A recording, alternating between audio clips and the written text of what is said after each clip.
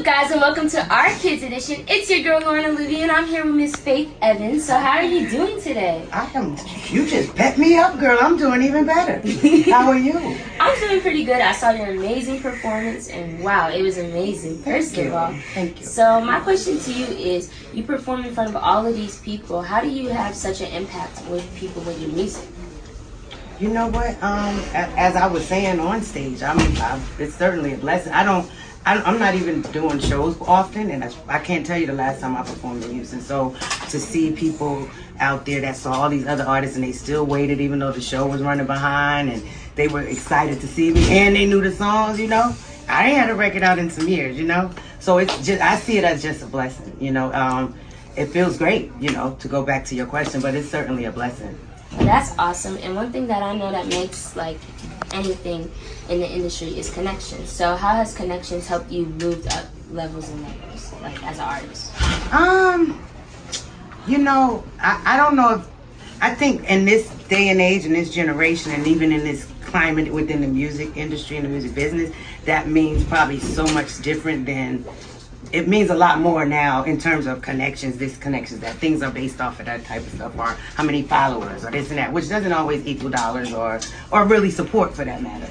And this is, you know, not to be too deep, but I was a church girl when I got in the music business, you know, and I think my main connection and the most important is with God, you know, because I'm still learning as I go, but obviously I've learned so much in my time, my career.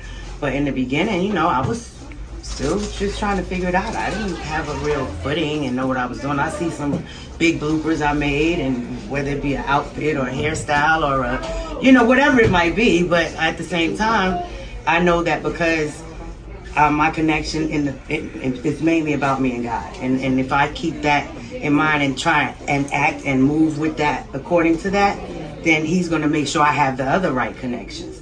You know, I don't look at a particular person, knowing this person. Yeah, in a way that can help somebody else to want to know you, but at the end of the day, it's still got to go back to the core. If you really have something special that people embrace.